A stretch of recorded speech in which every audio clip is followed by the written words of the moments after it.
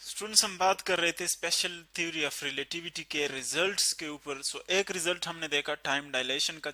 जब आप बहुत हाई स्पीड्स पर मूव करते हैं तब जो टाइम होता है, जो आपके क्लॉक्स होते हैं, वो स्लो डाउन हो जाते हैं। इसी तरह एक दूसरा रिजल्ट है लेंथ कॉन्ट्रैक्शन का। जब आप बहुत हाई स्पीड्स पर जा रहे होते हैं तो इसका मतलब यह है कि जो दो पॉइंट्स के दरमियान लेंथ है या जो भी मूविंग ऑब्जेक्ट है उसकी जो लेंथ है वो एक्चुअल लेंथ से उसकी मूविंग जो लेंथ है वो स्मॉलर नजर आती है, या दो इवेंट्स के दरमियान आप जो लेंथ मेजर करते हैं वो कम आपको कैलकुलेशन मिलती है उसकी। तो किस तरह इसको हम समझते हैं, इसको हम कहते हैं लेंथ कॉन्ट्रैक्शन। जिस तरह के पायन का एग्जांपल हमने पढ़ा उसको हम अगेन यूज करते हैं उसी एग्जांपल को।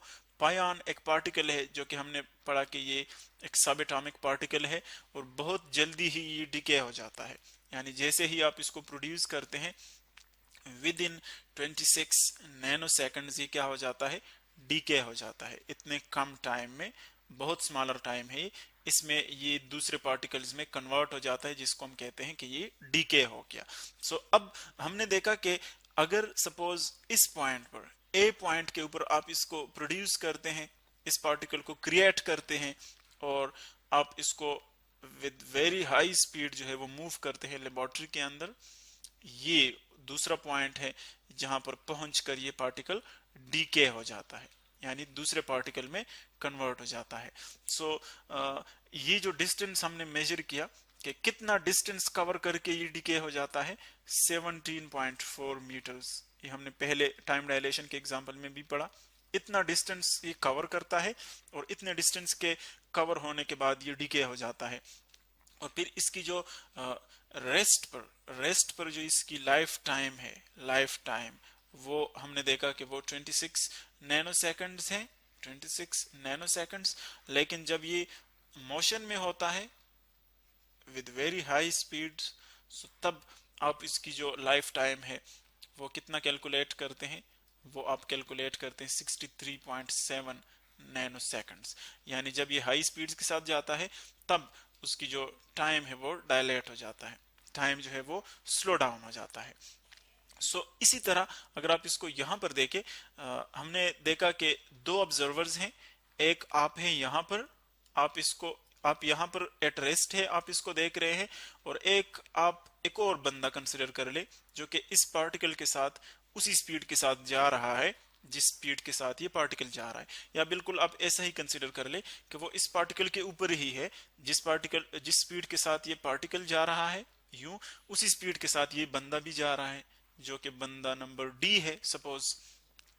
अब अगर आप देखें, आप यहां से इसका जो टाइम है वो आप कैलकुलेट करते हैं 63.7 नैनो सेकंड्स। उसके मुताबिक अगर आप स्पीड का जो फार्मूला है वो यूज कर लें, v is equal to x by T. For example आप x डायरेक्शन में जा रहे हैं, यहां से आप जो है डिस्टेंस देके इजीली कैलकुलेट कर सकते हैं। x is equal to V T, इस फार्मूले से। अब अगर आप देखें यहां पर आप जस्ट वैल्यूज पुट कर ले, जो स्पीड इस पार्टिकल की है वो हम पहले भी दे चुके हैं कि दैट इज 0.913 c, और c जो है वो स्पीड ऑफ लाइट है वैक्यूम में, जिसकी वैल्यू हमें नोन है 3 × 10⁸ मीटर्स पर सेकंड, ये इसकी वैल्यू है।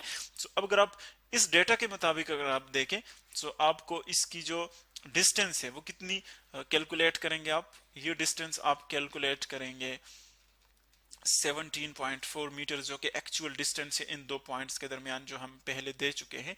इतनी डिस्टेंस आप कैलकुलेट करेंगे अगर आप उसको बाहर से देख रहे हैं।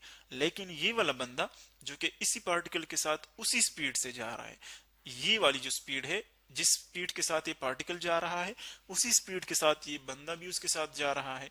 तो अब चूंकि ये दोनों एक दूसरे के लिहाज से एट रेस्ट है with respect to one another, चूंकि एक ही स्पीड के साथ जा रहे हैं तो इनको एक दूसरी की जो मोशन है वो फील नहीं होगी, इनको लगेगा कि ये पार्टिकल जो है वो एट रेस्ट है, चूंकि वो दोनों एक ही स्पीड के साथ जा रहे हैं। तो इसीलिए चूंकि हम जानते हैं कि रेस्ट के ऊपर इस पार्टिकल की जो लाइफ टाइम है जो आप कैलकुलेट करेंगे वो जस्ट 26 नैनो सेकंड्स है, तो इस बंदे को ये पूरा टाइम कितना कैलकुलेशन उसकी मिलेगी, ये बंदा जो इस पार्टिकल के साथ जा रहा है वो ये टाइम मेजर करेगा 26 नैनो सेकंड्स, 26 नैनो सेकंड्स। और ये वाला जो बंदा है जो बाहर से देख रहा है वो कैलकुलेट करेगा टाइम 63.7 नैनो सेकंड्स। तो अब इस बंदे के मुताबिक अगर इसी स्पीड वाले फार्मूले को आप यूज कर लें, वी टी को, स्पीड तो वही है लेकिन टाइम जो है यहाँ पर देखिए 26 नैनो सेकंड से उससे बहुत कम है, अबाउट 2.5 टाइम्स उससे कम है टाइम। तो इसका मतलब ये हुआ कि इस बंदे के मुताबिक जो पार्टिकल्स के साथ जा रहा है ये जब कैलकुलेट करता है तो ये डिस्टेंस निकालता है 7.1 मीटर्स। इसको जस्ट आप कैलकुलेट कर ले, जस्ट क्लिक कर ले, इन दो वैल्यूज को मल्टीप्लाई कर ले एक दूसरे के साथ। सो देखिए ये दोनों डिफरेंट रिजल्ट्स हैं। एक बंदे को जो डिस्टेंस है वो इतना नजर आ रहा है जो कि एट रेस्ट है, आप यहाँ पर खड़े हैं, आप बाहर खड़े हैं, इसको देख रहे हैं। सो आप कैलकुलेट करते हैं कि ये जो डिस्टेंस कवर किया पार्टिकल ने वो 17.4 मीटर्स है। लेकिन जो बंदा उसके साथ जा रहा है, उस पार्टिकल के साथ जा रहा है, वो कहता है कि नहीं, इस पार्टिकल ने और उसने जस्ट 7.1 मीटर्स डिस्टेंस कवर किया है। तो इसका मतलब ये हुआ कि डिस्टेंस वही है, देखें ये वाला डिस्टेंस पार्टिकल यहीं पर डिके होता है, लेकिन डिफरेंस जो है वो फ्रेम ऑफ रेफरेंस का है।